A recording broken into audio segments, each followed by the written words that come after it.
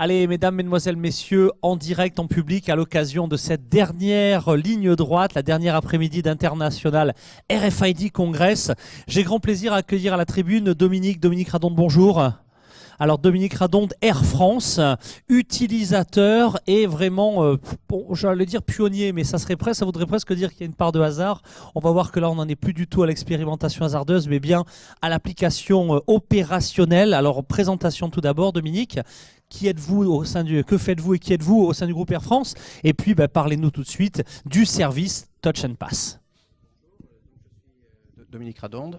Je travaille à la direction de la stratégie de l'architecture de l'informatique d'Air France KLM et je suis en charge des architectures NFC et RFID pour le groupe Air France KLM. Voilà. Alors justement, le produit star en matière de techno sans contact, c'est le Touch and Pass. Alors de quoi s'agit-il et où est-ce qu'on en est très concrètement? Alors, Touch and Pass, c'est une expérimentation. C'est une expérimentation qui consiste à dématérialiser une carte d'embarquement dans un téléphone NFC. C'est une expérimentation que nous menons depuis le mois de juin et jusqu'à fin décembre avec une centaine de passagers dans des conditions réelles d'exploitation. Et en fait, ce que nous proposons, c'est un parcours passager complet, des postes d'inspection filtrage, donc la sécurité en aéroport, jusqu'à la porte de l'avion à l'embarquement en passant par le salon. Donc en fait, nous avons contacté à peu près 13 500 passagers haute contribution d'Air France qui voyagent plus d'une fois par mois sur la ligne Toulouse-Orly, puisque l'expérimentation se fait sur Toulouse-Orly, la navette, au départ de l'aéroport Toulouse-Blagnac.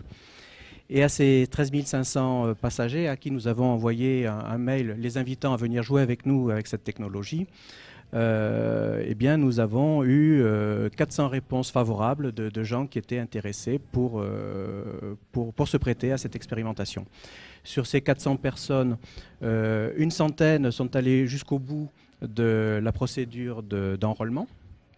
Et aujourd'hui, donc, nous avons le plaisir d'avoir à peu près 20 passagers par semaine qui voyagent avec une carte NFC dans leur téléphone.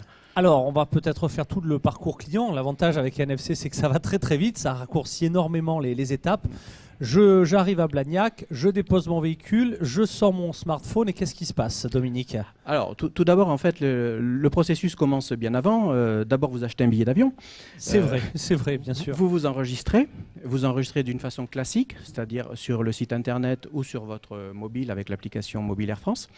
Et là, vous demandez, dans le cadre de notre expérimentation, vous demandez à recevoir votre carte d'embarquement par SMS, par MMS ou par email. Comme nous savons que vous faites partie de l'expérimentation, en parallèle de la réception de ce MMS, si vous avez demandé un MMS, vous recevez automatiquement la carte d'embarquement NFC dans le téléphone. Donc, à partir de là, en gros, c'est un protocole qui va charger la puce, quoi. Enfin, c'est un protocole qui va transporter effectivement les données de la carte d'embarquement jusque dans la mémoire NFC du téléphone mobile. Alors oui. Ce que je n'ai pas dit, c'est que c'est une expérimentation qui est faite en partenariat avec Orange, avec Sita, avec l'aéroport de Toulouse-Blagnac et puis avec Reza qui fabrique les bornes libre-service que vous avez peut-être vu sur le site, le stand du CNRFID. Donc en fait, nos partenaires, Sita et Orange en l'occurrence, transforment nos données de carte d'embarquement en données NFC et vont les transporter jusque dans le téléphone Orange de nos clients. Ça marche avec tous les téléphones, vous précisez Orange, alors est-ce que... Non, ça ne marche pas. Alors dans le cadre de l'expérimentation, on a plusieurs restrictions. D'abord, une des restrictions, c'est comme c'est un partenariat et que c'est quand même un prototype, seuls sont concernés les clients Orange. Donc malheureusement, les clients SFR pour l'instant ne sont pas éligibles à cette expérimentation. Et seuls les téléphones Android sont équipés, utilisables. je présume, les téléphones NFC. Android NFC. Beaucoup le sont. Alors pourquoi? Parce que quand on a démarré le cahier des charges et le périmètre de cette expérimentation, d'abord Apple avec les iPhones ne proposait pas de NFC. Alors depuis les choses ont changé, on a l'iPhone 6 qui est NFC, mais NFC uniquement pour le paiement. Donc aujourd'hui, ce n'est pas encore ouvert pour des applications du type carte d'embarquement ou ticket de métro ou des choses comme ça. Peut-être que ça changera.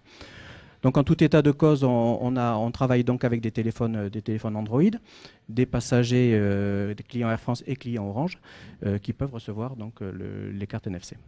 Très bien, ça marche en tout cas en théorie, l'élargissement pourrait se faire rapidement sur Oui, tous les, tout à sur fait. tous les parcs. C'est un prototype qui a vocation, si un jour on décide d'élargir et de commercialiser entre guillemets cette application, à élargir évidemment à tous les opérateurs téléphoniques. Il n'est pas question de réserver ça à un seul opérateur. Bien sûr, j'imagine. Dernière question et non des moindres. Est-ce que, à ce stade de l'expérimentation, est-ce que l'application Touch 'n Pass, vous pensez qu'elle sera prochainement généralisée sur l'ensemble des escales d'Air France?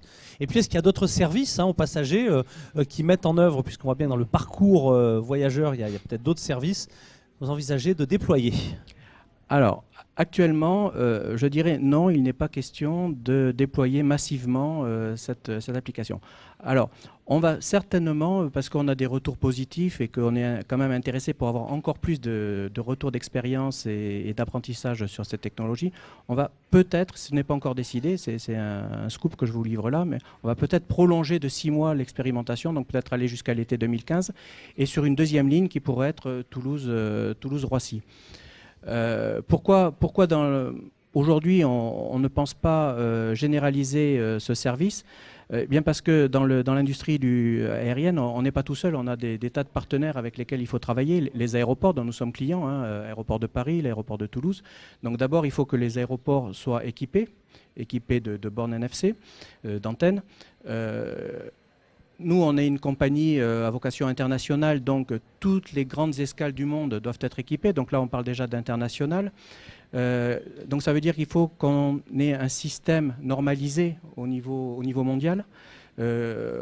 C'est pas un système propriétaire, donc il faut que des compagnies comme Lufthansa, British Airways, enfin toutes les grandes compagnies du monde puissent utiliser de la même façon ces cartes d'embarquement. Aujourd'hui, quand vous avez une carte d'embarquement papier ou un QR code, ce sont des choses qui sont normalisées au niveau d'IATA.